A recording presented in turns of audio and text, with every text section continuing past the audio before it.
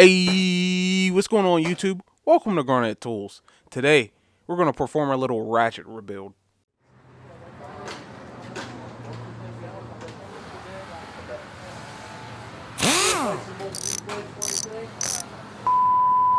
So, this is a Ratchet I've had for a while.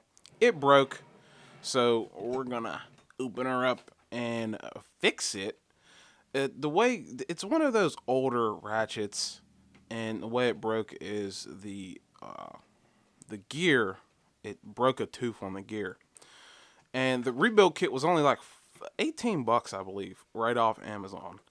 So I decided, yeah, you know what? I'll just go ahead and rebuild it. Now, the funny thing is these some videos out there have shown that these guys are weaker than their fine tooth counterparts. And I'm going to go ahead and make a guess here, but I'm going to say that it is due to the surface area of the teeth. If you see, you only got one tooth that you're in contact with, whereas one of those finer tooth ratchets, it's in contact with a lot more teeth.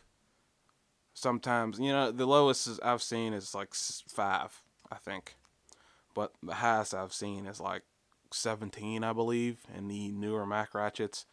But that 17 teeth engaged at all times is going to be a little more surface area than, just one tooth on a face right here. And you're torquing this and putting all that torque, and you can see that's where it failed. Sheared that tooth right off of there. I don't even remember what I was doing. I think I was obviously trying to take off something that was too tight, but it is what it is.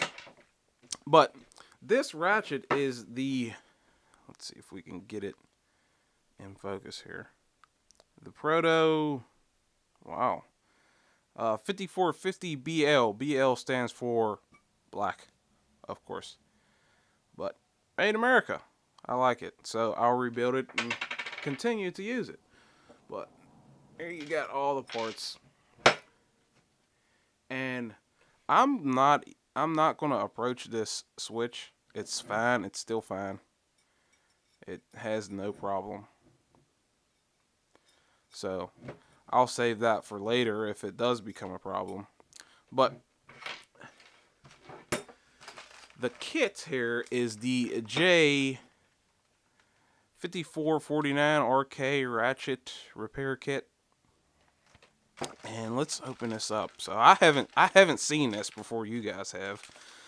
I haven't specifically done this ratchet before, but it doesn't look like they include any lubricant. So let's see what it says here. Proper position of parts. I already know all this, so we'll go ahead and do it. Move all this old stuff out of the way. Now, they were kind enough to include a plate as well.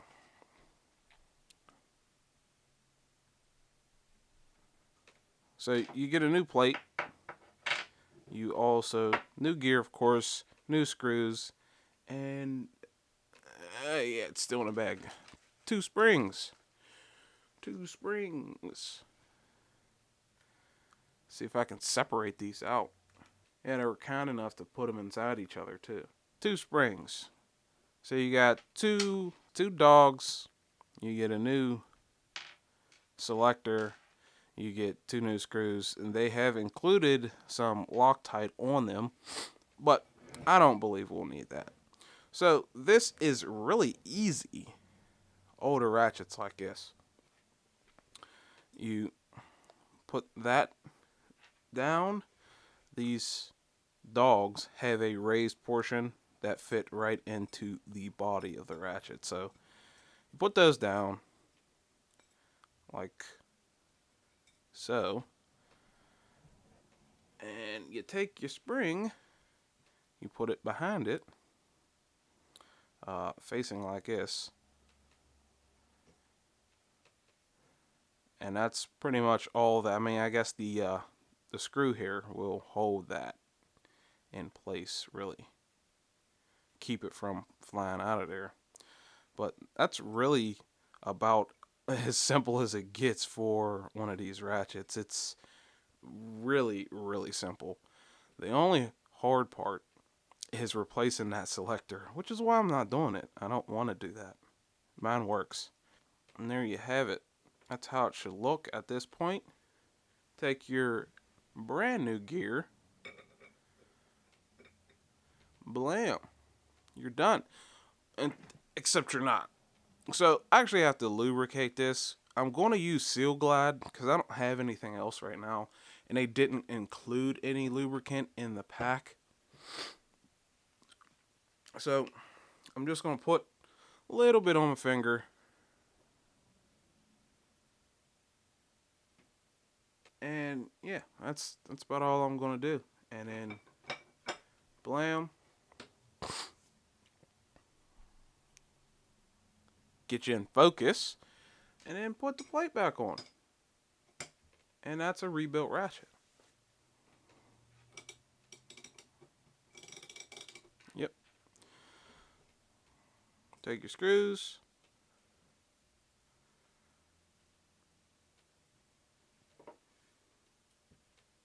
Now, I usually don't like ratchets like this because they work backwards, as you saw.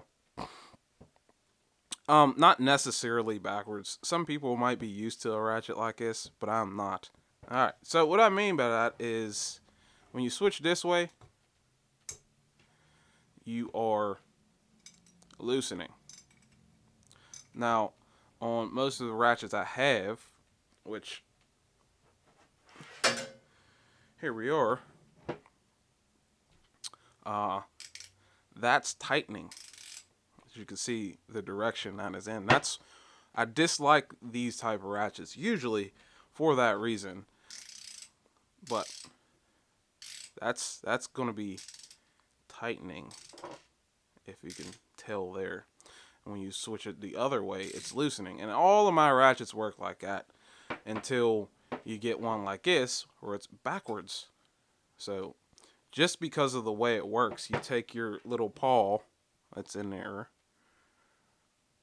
and it pushes that lever away from the gear. And the spring pushes it towards the gear. So if you can visualize that for a moment, that's pretty much why ratchets like this, built this way with a single dog on either side, will be backwards from what you are used to in something like this, where it has a paw that you're actually moving versus just a dog that you're pushing away from a gear. But that's about it. That's really all I have for you. I mean, it was an easy rebuild. One of the easiest rebuilds you can hope for in a ratchet. I like them because they're easily rebuildable, but I dislike them because they're backwards. But one thing I forgot to mention is apparently I ordered the wrong rebuild kit. Maybe this is just the way they do things. But if you can tell here, this one says the part number of the rebuild kit, and this one is the original part number of the ratchet. So I don't know if that's the way they do it at Proto, but it still works. You know, it still ratchets and does what it needs to do. But maybe I just missed out. I mean, I just, overlooked the correct rebuild kit. Maybe it's the wrong rebuild kit I ordered, or they just the plate includes the name of the rebuild kit. I don't know. But a little weird. But it still works. But that's it. That's all I have for you. As always, make sure you like, comment, subscribe for more videos. You can check out my Twitter and Instagram if you're interested. You can also support this channel by checking out my KC Toolco affiliate link. It will be in the description. Thank you for watching. I really do appreciate it, and I'll see you in the next one. Peace.